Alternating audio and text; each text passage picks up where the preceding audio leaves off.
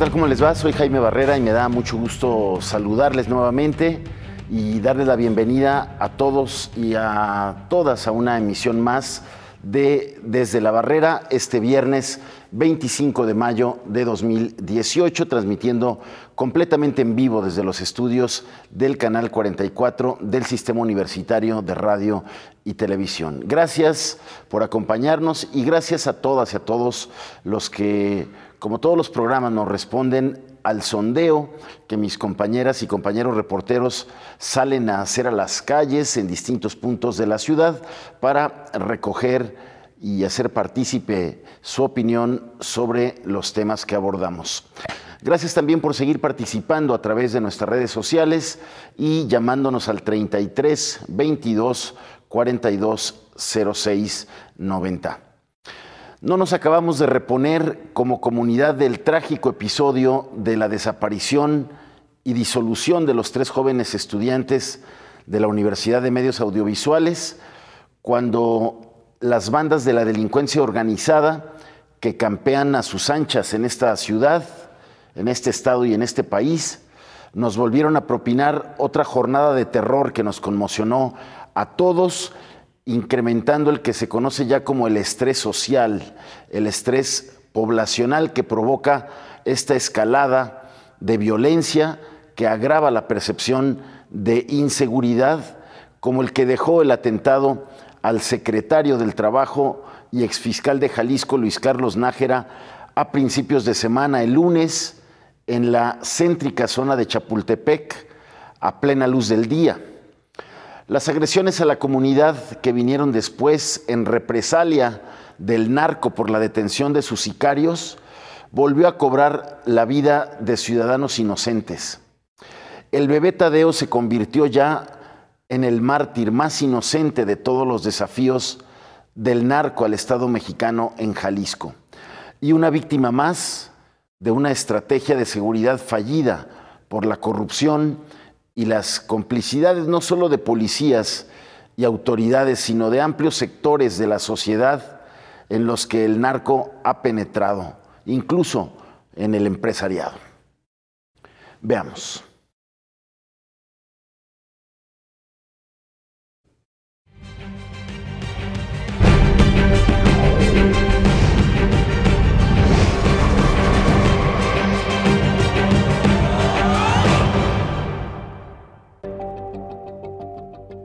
Los hechos ocurridos el 21 de mayo evidenciaron nuevamente la ausencia de protocolos de seguridad en acontecimientos de violencia urbana en todas las capas ciudadanas, como en el caso de los operadores del transporte público. También se puso en claro que para cierto nivel de autoridades sí existe la protección extrema y expedita que para otros ciudadanos no hay acceso. Así lo revela la pronta respuesta para acudir al llamado de apoyo al secretario del Trabajo. Por otra parte, a raíz de estos acontecimientos, se dice que el marco legal que existe podría por sí mismo decantar a los delincuentes infiltrados en las instituciones, como así lo indican los mensajes en mantas colgadas en diferentes puntos de la ciudad durante las últimas semanas.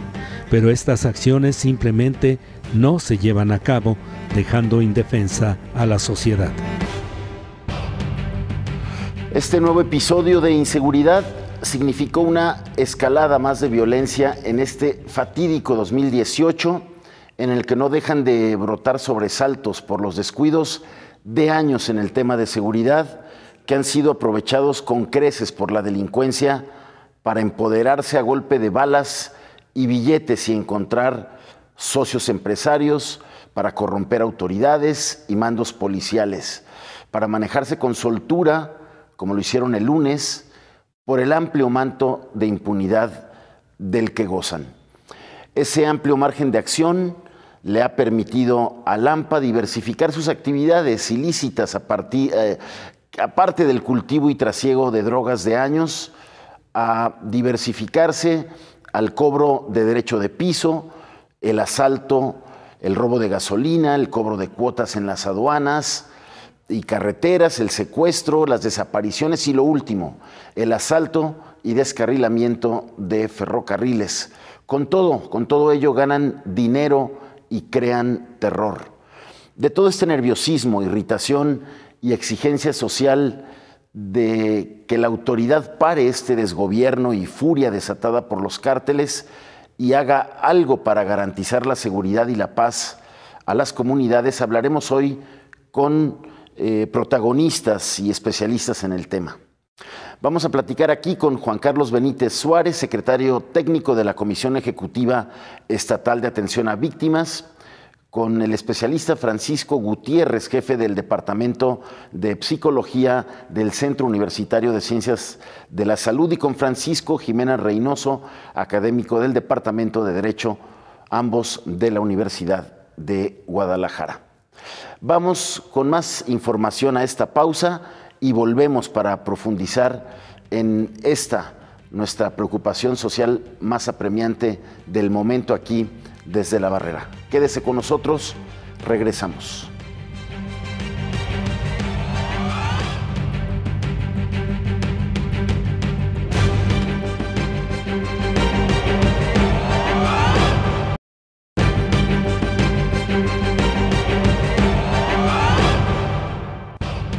Regresamos a Desde la Barrera, gracias por continuar con nosotros. Iniciamos como todos los programas con sus opiniones.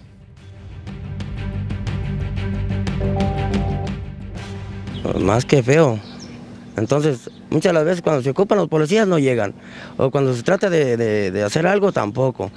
Y cuando no se ocupan, ahí están. Entonces tienen que ponerse las pilas, de que hagan algo por la patria. Yo, por lo menos yo tengo hijos y la verdad no quisiera que salieran, pero tienen que salir a estudiar, tienen que ir a trabajar y sí es mucha inseguridad. Ya nosotros ya no queremos que nuestros hijos anden en la calle, pero tienen que andar en la calle. Está muy difícil ahorita la seguridad, tanto para uno como para, no sabemos si vaya a pasar algo en la calle, que ya ves que últimamente que balaceras y le toca a gente que ni la debe y sí está muy difícil. Ya desgraciadamente ya no podemos andar en la calle. Ya, o sea, situaciones en las que nada tenemos que ver los ciudadanos comunes, ya estamos hartos, ¿no? Ya nos están involucrando en cosas que no, o sea, si ellos tienen sus problemas, si el gobierno dice es que están entre ellos, ya vimos que no, ya nos está llegando a nosotros toda esa inseguridad y bueno, no va por ese lado, ¿no? Creo que no es justo para nosotros, para nadie, sobre todo pues que estemos llegando a ese grado de ser afectados ya. Ya es una burla realmente que nos digan que hay seguridad. Ya, o sea, ya no podemos decir que estamos en un ambiente seguro, que existe un Estado de Derecho, ya no. Gracias a todos por sus opiniones que expresan claramente este sentir, esta preocupación y esta percepción de inseguridad que va al alza por tantos acontecimientos y escándalos de episodios de violencia. Vamos a ver más del tema e inmediatamente después iniciamos la conversación con nuestros invitados. Para analistas y especialistas de seguridad, la expresión «ya los conocía», explicada durante una temprana rueda de prensa por el secretario del Trabajo y exfiscal del gobierno estatal, es enormemente preocupante, porque se deduce que existe una vinculación real entre las autoridades que tendrían que proteger a los ciudadanos y los grupos delictivos.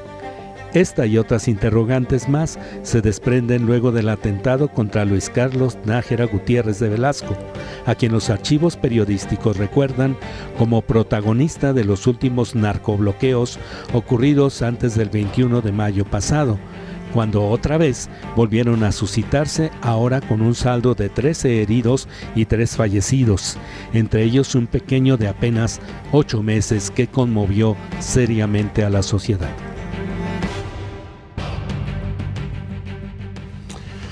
Regresamos, me da mucho gusto recibir aquí en el estudio de Desde la Barrera a 3 expertos en este tema. Por un lado está Juan Carlos Benítez Suárez, secretario técnico de la Comisión Ejecutiva Estatal de Atención a Víctimas. Juan Carlos, bienvenido, gracias por estar aquí. Muchísimas gracias, Alfonso.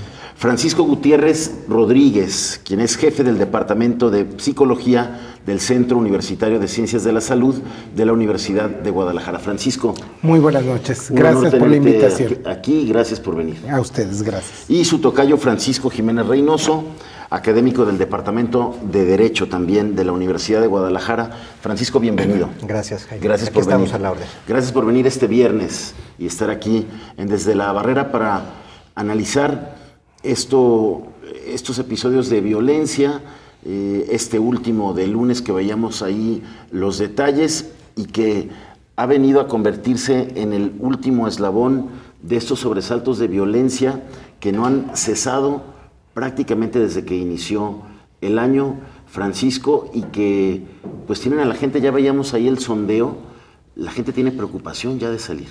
Sí, justamente ante cualquier tipo de violencia la persona puede tener una sensación, la percepción de inseguridad.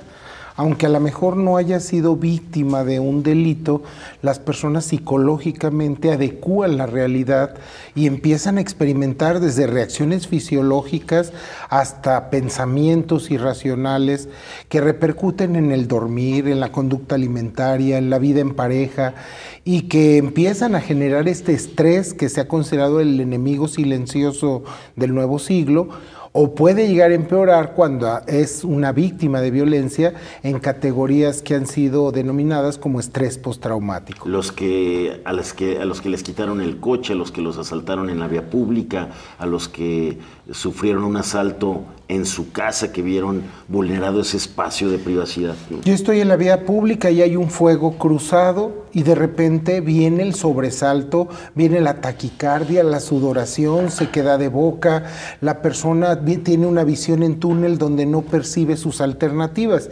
De ahí la importancia de socializar estrategias que ante ese momento puedan actuar de forma instintiva para salvaguardar la integridad, ¿no? Vemos lamentablemente en este hecho cómo se rompen muchas de las medidas que habían sido indicadas. No asomarse a los edificios y desde ahí toman video.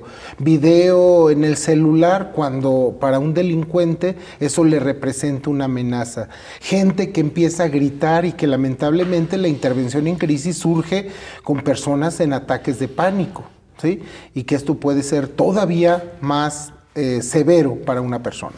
Juan Carlos, desde la Comisión Ejecutiva Estatal de Atención a Víctimas, ¿toca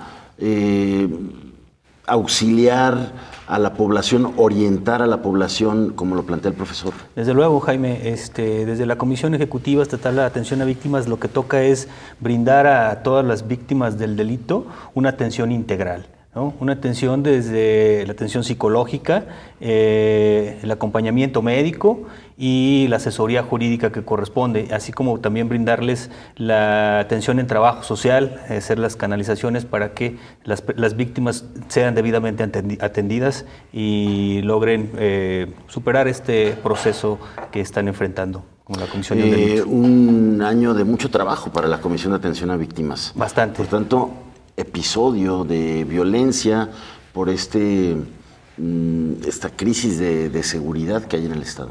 Sí, Jaime, tenemos que estar preparados para apoyar a todas las víctimas del delito, brindarles la atención que requieren, brindarles la atención psicológica, el acompañamiento y la asesoría jurídica desde la presentación de la denuncia y darles todo el acompañamiento en el proceso penal para que las víctimas sientan ese acompañamiento y poder enfrentar este proceso. Francisco, desde la Facultad de Derecho, ¿cómo están viendo el cumplimiento de esta parte de la asesoría jurídica a las víctimas? Bueno, es muy necesaria.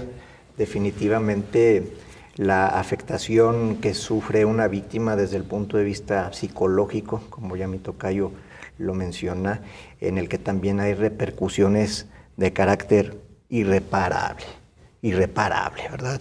El caso del bebé Tadeo, el bebé Tadeo de 8 meses, cuando el día de mañana estaba programado su bautizo y es cegada su vida, pues genera daños irreparables para el padre que su esposa misma está en una situación grave. Tenía entendido hasta en la mañana que todavía se debatía entre la vida y la muerte. Espero que esté en mejores condiciones, pero su madre, la madre del bebé Tadeo, aún no sabe nada, ¿verdad? No, de la situación. Debatiéndose entre la vida y la muerte también en un hospital. Con 92% de quemaduras en su cuerpo. Entonces, ahí es donde las víctimas requieren un apoyo muy profundo en cuanto al aspecto psicológico, de salud, físico, y por qué no decirlo, hasta llegar a la reparación de los daños, al menos ya que es irreparable la pérdida del bebé, la situación que va a ser prácticamente imposible dejar las cosas en el estado que se encontraban anterior al acto de terrorismo, porque el artículo 139 del Código Penal Federal nos señala el tipo y el encuadramiento de una conducta de terrorismo que tiene por objeto sembrar miedo, terror en la sociedad a través de explosivos, de armas de fuego, y en fin, esto es un acto de terrorismo, y que hasta llegar a una compensación económica, ¿no? Definitivamente, que es lo menos que se puede hacer en una situación tan penosa como la que están viviendo. Y por un lado, el bebé de 8 meses se le da esta bienvenida, ¿verdad?, a la crisis que vivimos en México en materia de seguridad.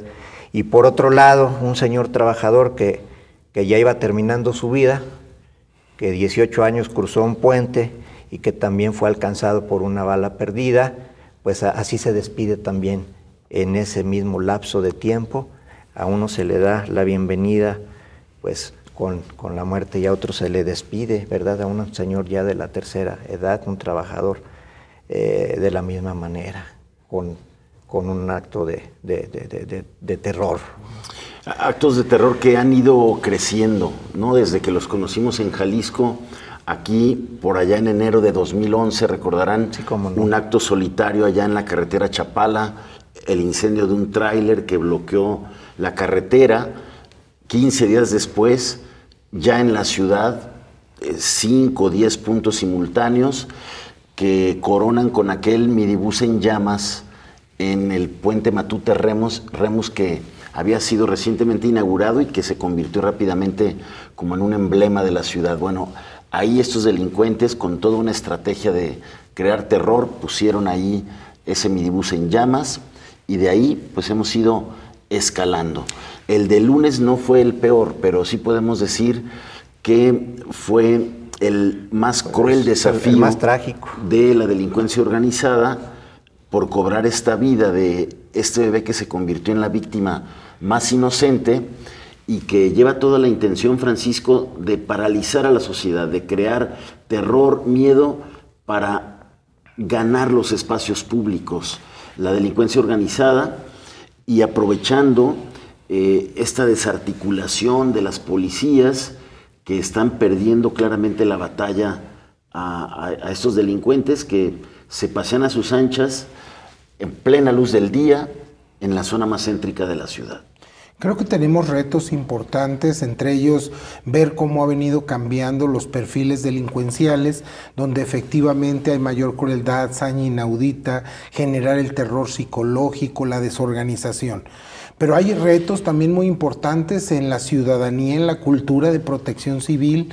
Hay personas que les dicen no se expongan, y a veces por ganar el video en las redes sociales se exponen a una serie de prácticas como asomarse a las ventanas, enfrentar los rostros de los delincuentes. Hoy prácticamente no hay noticia de tiroteo que los medios no las acompañen más que de las cámaras de sus reporteros y camarógrafos, del ciudadano que ya subió la imagen a la red. Definitivamente, y protocolos de actuación. Y la recomendación, el protocolo es que no lo hagan. Sí, definitivamente, el poder salvaguardar la integridad, hay una serie de recomendaciones para edificios cerrados, para edificios con niños, en la vía pública, si está en un vehículo, si le toca un retén militar, si le toca un narcobloqueo. Hay toda una serie de recomendaciones que las pueden consultar en el Manual de Seguridad Ciudadana de la Universidad de Guadalajara y de la NUYES, la Asociación Nacional de Universidades e Instituciones de Educación Superior. Y otro reto es a los oficiales de policía en la actualización, en la capacitación, en los nuevos modelos policiales, en las estrategias de perfilación criminal que le permitan un actuar. También vemos errores a veces de actuación que lo que hace es una pérdida de credibilidad de la ciudadanía ante algunos elementos, porque otros hacen excelentes servicios, y que creo que es una serie de acciones que tienen que ser conjugadas entre los diferentes actores sociales. Muy bien, ¿de qué tenemos que hacer como sociedad ante esta ola de inseguridad y violencia? Vamos a seguir hablando después de una pausa. Quédese con nosotros.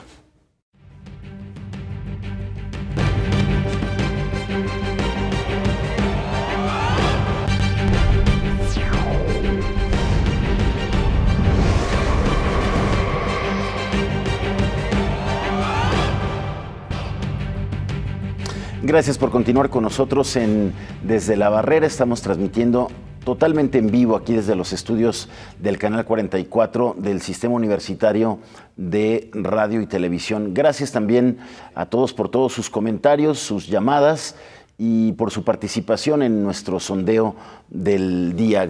¿Cree que estemos en una etapa de crisis por la inseguridad que se vive actualmente? Gracias a Frank Ramírez, quien nos hace una reflexión. Dice: sí, porque una crisis es un tiempo de oportunidad y amenaza. Principalmente podemos mejorar nuestro sistema de seguridad y mejorar el sistema en sí, pero la misma corrupción y la falta de crecimiento por la misma y mentalidad autodestructiva nos delimita en nuestras opciones, además del daño interno y externo que ocurre con los individuos a no querer crecer. Todo depende de la zona en México. Hay zonas muy controladas por los cárteles, donde hay mayor inseguridad y cobros de suelo, además de secuestro y asesinato de jefes de empresa. No creemos en nosotros mismos, somos frenados por frases de no te pases de lanza, por tu culpa nos dificultaste el trabajo, y nadie quiere resaltar o dar su mejor esfuerzo porque apenas se mueven, ya se les echaron encima en vez de querer mejorar. Bueno, pues amplia y oportuna, ¿no?, la reflexión de Frank Ramírez. Gracias a todos. Hay más opiniones, usted las puede checar en nuestras redes sociales. Hablábamos de todos estos protocolos que hay ante situaciones de riesgo, pero creo que estamos lejos de tener socializados todos estos procedimientos, protocolos, Juan Carlos. Hay tarea que hacer, ¿no?, desde la Comisión de Víctimas. Desde luego que hay una tarea importante que hacer desde la Comisión de Víctimas. Tenemos que empezar a generar, o ya estamos generando, trabajo de prevención también, de difusión de los protocolos, para que las personas, pues, de alguna manera, pues, traten de evitar, pues, verse involucradas en una situación como la que lamentablemente sucedió el lunes pasado, ¿no? ¿Qué acciones en concreto vienen o en qué estrategia están pensando desde la Comisión de Víctimas? Bueno, estamos trabajando con programas de prevención, estamos generando por ahí alguna información para que podamos dar a conocer a toda la ciudadanía en temas de prevención del delito, además de aplicar el programa de atención a víctimas, el modelo de atención a víctimas de la Comisión Ejecutiva Federal, que ya está publicado, para poder dar la atención que corresponde. Porque sabemos que una parte medular de la comisión es trabajar en este reglamento también para reparar el daño de las víctimas, ¿no? Sí, desde luego ese reglamento ya está publicado, es un reglamento de la ley, tenemos un reglamento interno de la comisión donde se regula el procedimiento que tenemos que seguir para que una víctima pueda ser reparada integralmente en el daño, ¿no? Aplicando las medidas de rehabilitación, las medidas de compensación, las medidas de no repetición, para que pueda darse una reparación integral en el daño de una víctima del delito o de una víctima de violaciones de derechos humanos. La comisión no conoce solo a víctimas del delito, sino también de víctimas de violaciones a derechos humanos. Una comisión que viene consolidándose, se crea por allá en 2014, pero empieza a funcionar debidamente que 2 años después, por ahí del 2016, que se da la primera compensación, ¿no? Mayo del 2015 se instala la Comisión Ejecutiva de Atención a Víctimas con la ley que se publica en 2014 en el estado de Jalisco. En mayo del 2015 se instala la Comisión. Una de las primeras del país. Una de las primeras del país, así es. Fue una de las primeras. Jalisco fue una de las primeras entidades federativas en instalar esta comisión. De ahí hemos venido consolidando a la comisión. Efectivamente, como lo señalas, Jaime, se instala en mayo del 2015. Inicialmente fue el secretario ejecutivo con un asistente quien inicia a trabajar esta Comisión de Atención a Víctimas. En febrero del 2016 ya se da por parte del gobierno ya personal para que empiece a trabajar, asesores jurídicos, psicólogos, médicos, y empezamos a trabajar ya esta consolidación de la comisión. ¿Qué empezamos a hacer en febrero del 2016? Empezamos trabajando con el reglamento de la ley, el reglamento interior de la Comisión de Atención a Víctimas, donde se regula ya el procedimiento que debemos de seguir para que una víctima pueda obtener una reparación integral del daño.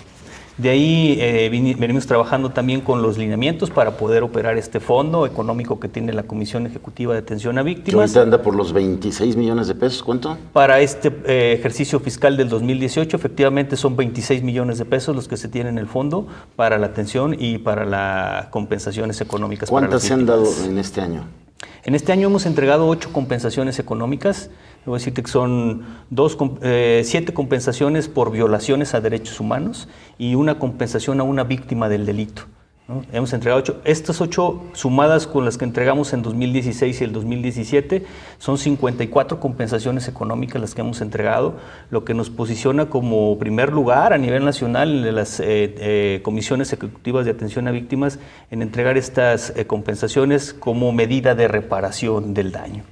Lo mejor serían, pues, que no existiera una comisión de víctimas, que no hubiera tantas víctimas, pero falta mucho por hacer en cuanto al cumplimiento de la articulación y la corrección de las estrategias de seguridad que, pues, a todas luces han sido fallidas, ¿no, Francisco? Sí, Jaime, definitivamente que citabas los primeros eventos de los narcobloqueos en Jalisco, y estoy recordando que era gobernador en su momento Emilio González Márquez, sí. Sí, a lo cual yo hice una puntualización de que estaba llegando ya el terrorismo a Jalisco, y él desdeñó mi comentario y lo atacó. Es que hay que acordarnos, eso lo veíamos en Tamaulipas, claro, en Nuevo León. Y cuando llega aquí en 2011, pues fue una terrible señal, ¿no? Y desde el 2011 no dejan de aparecer intermitentemente este tipo de episodios, y el último fue el lunes. Fue no de los más grandes que ha habido. Hay que recordar aquella crisis del 1 de mayo de 2015, cuando hay un desafío gigantesco cuando se trata de detener al jefe del cártel Jalisco Nueva Generación, y para distraer a las policías, pues hay una treintena de narcobloqueos, no solamente en el área metropolitana de Guadalajara, sino en el interior del estado, y una agresión directa a un helicóptero de la Secretaría de la Defensa Nacional. Este de lunes no fue el más grande, pero sí el más cruel por el caso de este menor. Y el más trágico. Mira, recuerdo que en ese evento de los múltiples narcobloqueos en Jalisco, por la posible detención del líder del Jalisco, del cártel, pues más peligroso del mundo. O sea, pues la misma autoridad federal así lo considera, incluso el Departamento de Estado de Estados Unidos. Recuerdo que en esa ocasión me entrevistó Proceso di mi punto de vista, hablé de lo que era terrorismo. Recuerdo que quienes me entrevistan pensaban que terrorismo era lo que sucedía en España. Con la ETA nada más. Con la ETA y ese tipo. No, le digo, no. En México el tipo penal se encuadra en el artículo 139 del Código Penal Federal y esta es la conducta. Y mira, lee lo que dice, es un párrafo. No, pues sí, es terrorismo. Esto es terrorismo. Y recuerdo que hubo un momento en que le dije al periodista, quiero que por favor apagues tu grabadora, porque lo que te voy a decir no quiero que se publique. A ver, cuéntanos. A ver, ¿qué? Sí, exactamente, fue lo que me dijo. A ver, ¿de qué se trata? Mira, hasta ahorita los delincuentes, la delincuencia organizada, se ha tentado el corazón, porque baja a todas las personas de las unidades, de los carros y de los camiones. Sería muy trágico. Se han degradado hasta sus códigos delincuenciales. Bueno, recordemos los códigos que había en los 80s del siglo pasado, y eso ya no existe, ¿verdad? Ya es un canibalismo que hay entre los grupos.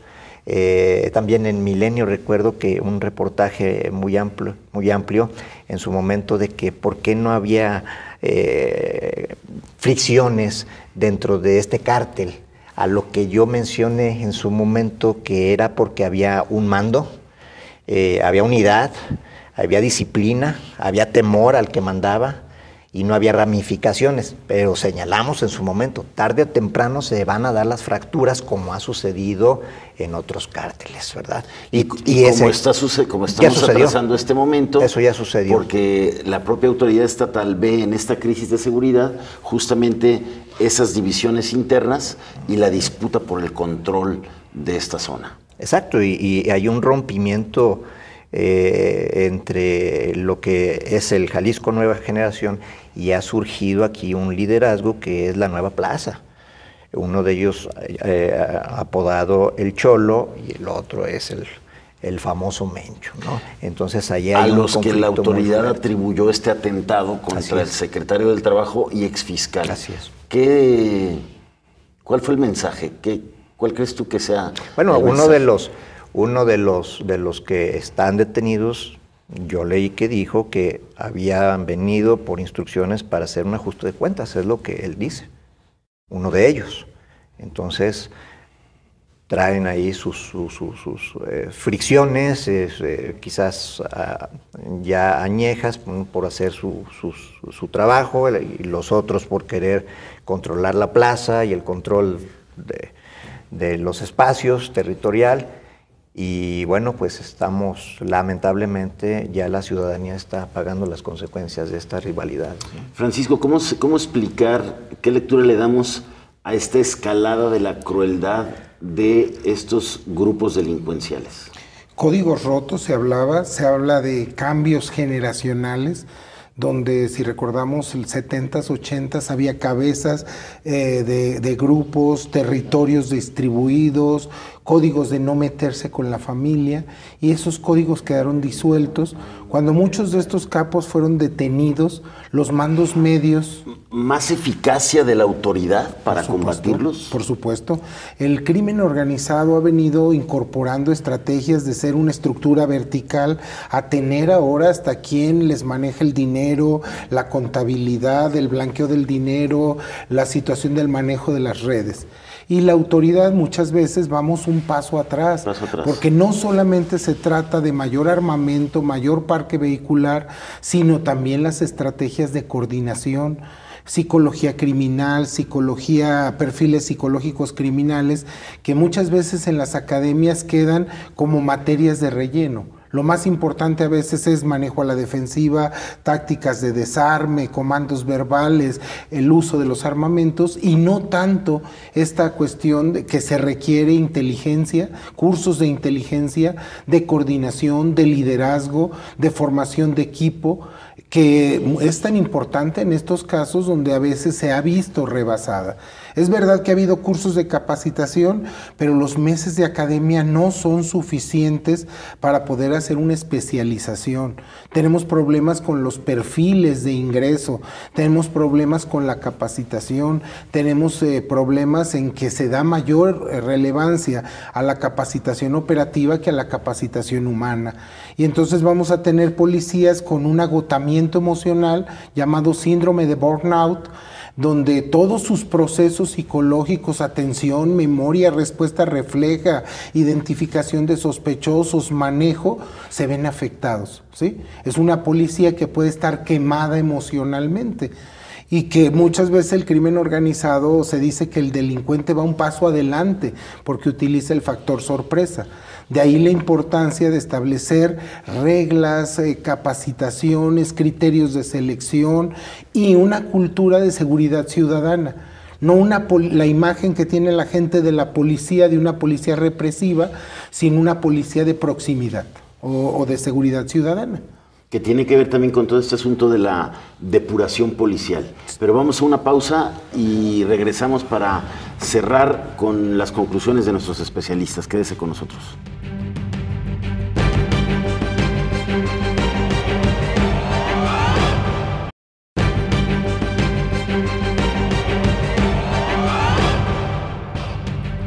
Gracias por continuar acompañándonos. Iniciamos nuestro último bloque de Desde la Barrera. Gracias a todos por sus comentarios, su participación.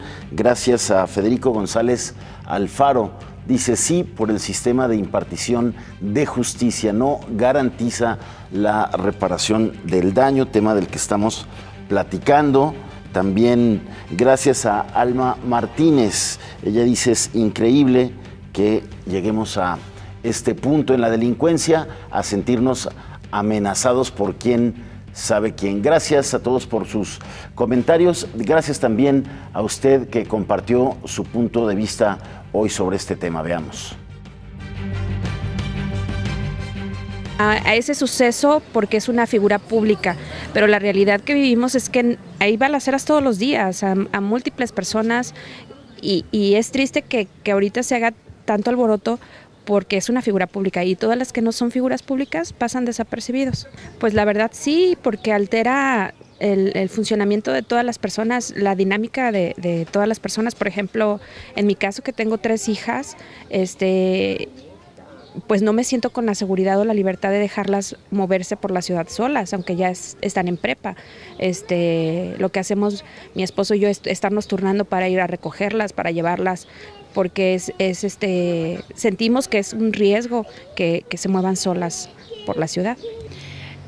Últimamente se han presentado los robos en motocicletas, se han presentado mucho los robos, como en este caso en las tiendas, y pues la inseguridad está donde quiera. No se fijan si hay niños, si no hay niños, ellos agarran parejo y es muy complicado, es muy difícil.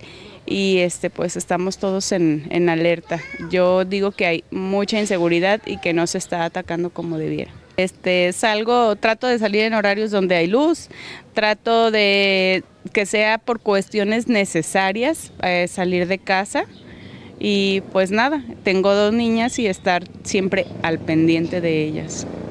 Sí se ha recrudecido, pero bastante. Yo creo que en todas las zonas de la ciudad, no sé dónde no. Aquí está tremenda, ya ve que la otra vez se incendió por ahí unos departamentos y no es solo la inseguridad, es que el gobierno, yo pienso que no está haciendo su función en cuanto a esto. Pasan cosas y yo no veo en concreto cuáles acciones se toman. Si ese señor está tan cuidado y sabe que anda en peligro, yo no sé por qué se expone y va y se mete a restaurantes en donde sabe que hay un buen de gente siempre. Pues mejor que no se ande exhibiendo, porque así expone a todos los ciudadanos, no nada más a él, ¿verdad? Juan Carlos, advierto un estrés acumulado de la ciudadanía que se expresa claramente en las opiniones que acabamos de escuchar. y seguramente se refleja también en las solicitudes de apoyo a la Comisión de Víctimas. Desde luego, cada día son más las solicitudes que llegan a la Comisión de Atención a Víctimas. Nuestra obligación pues, es atender a toda la ciudadanía, brindarles la asesoría jurídica. Sí es un tema que se ha venido incrementando año con año, ¿no? Recuerdo que en 2016 pues, las solicitudes que llegaban pues eran pocas, pero ya en 2017 se incrementaron. Comentarte que a la actualidad hemos, del 2015, de la instalación de la Comisión de Atención a Víctimas, a abril del 2018, en este año en curso, tenemos alrededor de 12,000 o 13,000 asesorías jurídicas, ¿no? Acumuladas, de gente que se acerca para decirnos que fueron víctimas de robo, que fueron víctimas de la delincuencia. Nuestra obligación es atender a toda la gente, pero llega gente desde que le robaron el celular, les robaron la computadora, les robaron el coche, entonces es nuestra obligación atender a todas las víctimas para darles la asesoría que corresponde. ¿Y qué asesoría piden? O sea, el que es víctima del asalto de un celular, de su coche, de su casa, denunció a la Fiscalía, pero de todas maneras va a la Comisión de Víctimas ¿en busca de qué? Bueno, lo que busca la gente es... Llegan muchas personas que no saben qué hacer a la hora que les roban un celular, entonces nuestra obligación es asesorarlos, acompañarlos desde la presentación de la denuncia, o cuando ya la presentaron, pues darle el seguimiento a la carpeta de investigación que se integra por este delito, ¿no? Pero también la gente lo que busca es la reparación del daño. De ahí nosotros pues, damos la asesoría que corresponde para decirle en qué casos procede una compensación económica, en qué casos no procede una compensación económica. Que no procede en todos los casos, exactamente. La ley señala en el artículo 43 y relacionado con el 46 de la Ley de Atención a Víctimas en el Estado de Jalisco, los supuestos en los que nosotros podemos entregar una compensación. Lo que no podemos negar en la Comisión de Atención a Víctimas es la asesoría jurídica, lo que no podemos negar es la atención psicológica y en algunos casos pues el tema del trabajo social, canalizar a otras instituciones donde se les pueda apoyar y brindar la atención y cubrir las necesidades que tienen las víctimas. La última opinión que escuchábamos en el sondeo, Francisco, es prueba que también ya está permeando en el colectivo que hay un incumplimiento claro de la autoridad a su obligación constitucional de garantizar la seguridad y la paz al ciudadano. Que es un derecho humano, es un derecho humano universal, es de los primordiales. Sin seguridad y sin tranquilidad no hay nada. Incluso me atrevo a decir, ni siquiera hay aspiraciones a un crecimiento económico como país o como Estado, incluso según las proporciones y dimensiones. Si no hay seguridad en un país, en un Estado, los capitales que hay se pueden ausentar y los inversionistas incluso que podrían venir no vienen. Entonces comienza a asfixiarse la sociedad y con muy pocas posibilidades de desarrollo, pues lo que se va multiplicando es la delincuencia. Y eso creo yo que es parte de lo que estamos viviendo en nuestra entidad, con un pujante y creciente grupo de delincuencia pues organizada, como ya lo mencionaban, tipo empresarial, donde hay gerentes, supervisores, según sus debidas proporciones, hasta llegar a los halcones, ¿no? De forma piramidal, muy al estilo empresarial, donde hay mandos y jerarquías. Con un creciente poder económico, que crece su poder corruptor, y con un enorme poder de fuego que rebasa la capacidad de las policías. Incluso hasta en algunos municipios hemos visto que los policías llegan a ser empleados de la delincuencia organizada. Caso Tecalitlán, donde aquí los tenemos, ¿qué hacemos con ellos? A ver, no en los municipios, no en el interior, yo creo que aquí en Guadalajara es evidente la infiltración delincuencial en las corporaciones, ¿no? Sí, definitivamente ha venido de afuera hacia el centro y lamentablemente pues no se ve pues el ataque frontal, serio y objetivo de la autoridad para atenuar este problema, este conflicto que estamos viviendo. No ha enfrentado en su momento todo este creciente poder corruptor de las mafias y ya ha penetrado incluso en sectores de la sociedad, de la comunidad. Hay comunidades que los arropan. Claro, porque... y ahí es más difícil, ¿no?, combatir. Tradicionalmente incluso se llegan a convertir en benefactores sociales. Sí. Caso emblemático. Llenando vacíos de la autoridad. Claro. Recordemos en la detención del Chapo Guzmán, cuando hay manifestaciones en Culiacán pidiendo su liberación porque era un hombre que ayudaba a mucha gente económicamente. Y es que es como se llegan a arropar por parte de la misma ciudadanía porque obtienen beneficios de las mismas organizaciones. Y llegan a sentir tal poder que deciden ir a un restaurante visitadísimo en Guadalajara a la hora de la comida, en plena luz del día, fuertemente armados, desafiando al Estado mexicano. Sí, en la avenida, pues incluso yo no lo puedo entender esa jugada en realidad, porque ¿cómo se les ocurre ir a la avenida más vigilada, más protegida, con más cámaras de vigilancia, como es la avenida Chapultepec? Yo no puedo entender a quién se le ocurre llevar a cabo un ataque y luego a quién, a un servidor público de primer nivel y que ocupó la Fiscalía General, pero ahí mismo lo desafían al Estado, este grupo, y bueno, a plena luz del día, y no hay zona, creo, con mayor vigilancia que ahí. Francisco, ¿qué hacer para que esta acumulación de estrés poblacional no provoque más tragedias? Nos contabas que en cuanto la gente sabe, y escuchábamos ahorita en los comentarios, todos están preocupados, sí, con el miedo, con miedo al asalto. Yo creo que hay necesidad de información, pero también programas participativos.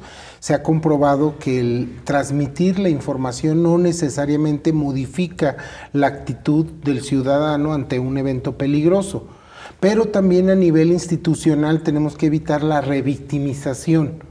Hay personas que acuden, que no se les pudo dar el dinero, pero que algún funcionario, algún psicólogo, algún empleado llegue y le dice, yo lo entiendo, o se le va a indemnizar con 250,000 pesos, y la persona contesta, ¿cuánto vale la vida? ¿Sí? En este caso, ¿cuánto se valora en la vida de Tadeo? ¿Sí? Y la gente, cuando se atiende a víctimas, es algo muy complejo. ¿Por qué? Porque la actitud de las personas no necesariamente es cooperativa y se entiende porque hay una mezcla de sentimientos, rabia, enojo, impotencia, el cómo me va a comprender usted, ¿sí? Y también trabajar mucho, no solo ya el aspecto del manejo del estrés, que hay técnicas de relajación muscular profunda, que hay técnicas de revitalización que sirven para que la persona cambie las ideas racionales hacia algo. Sí puede ocurrir a cualquier persona, yo estoy inmerso a esto, pero mi vida continúa. Pero hay otras personas que ya requieren apoyo tanatológico, que tiene que ver cómo despedir a esa persona, a ese bebé, a esas expectativas que tenían como pareja y que se traduce en una rabia incontenible y que ya ahí se requiere un apoyo todavía más especializado sobre la comprensión de la vida y la muerte, ¿no? Tareas pendientes, pues en todos los sectores. A mí me parece que educación, salud, seguridad, deberíamos de hacer un programa. Si bien hubo una red estatal de prevención del suicidio, también debería de haber una red de prevención de la violencia y la delincuencia. Hace una década, sí, más de una década. Desde el 94 empezamos a trabajar ello. Ahora es verdad que cada ayuntamiento tiene un plan de prevención de la violencia y la delincuencia. ¿Qué tenemos que trabajar en el modelo de prevención? Porque hay quien cree que la prevención es ir a dar una plática, hacer un programa y con eso. No, programas con metodología participativa y sobre todo también a medios de comunicación. En la rueda de prensa de la Universidad de Guadalajara planteamos que sea prensa escrita, radio, televisión, pueda tener o dar a conocer esos protocolos que ya están. La ley de víctimas de y Jalisco... no hablar para de entrada de psicosis social. Claro, claro. Mucha gente hay una psicosis y parece que aquello está desbordado cuando hay gente que tiene elementos para afrontarlo. Y eso exacerba el nerviosismo, exacerba este estrés, ¿no? Cuando hay noticias como esta, me decías, alguien en su casa oyó la noticia de la balacera en Chapultepec y salió disparada por su ser querido y se ocasionó un accidente. Lo peor de la crisis es un estado temporal de trastorno y desorganización que se caracteriza por la toma de decisiones a veces irreflexiva. Pero como decían ahí atinadamente, hay peligro y oportunidad. ¿Cuál es la oportunidad en este momento? De vincularnos con la sociedad. La ley de víctimas del Estado de Jalisco es una ley modelo, pero lo que necesitamos es más apoyo de recursos humanos, financieros, técnicos, que permitan crecer el programa. Francisco, te agradezco muchísimo que hayas estado aquí y que nos hayas enriquecido, dado tips, junto con Juan Carlos y Francisco también, para pues hacer más llevadero este difícil momento que tenemos como comunidad, en espera de también esta exigencia social de que las autoridades de todos los niveles de gobierno cumplan con esta responsabilidad constitucional de garantizarle la seguridad al ciudadano. Mientras esto llega, creo que lo que hoy ustedes platicaron sirve para estar todos con más elementos y tomar y saber actuar con más calma, serenidad en estos momentos convulsos que vivimos. Muchas gracias. A ustedes por la invitación. Gracias. Pero sobre todo gracias a usted, que tenga un excelente fin de semana. Nos vemos aquí el próximo lunes.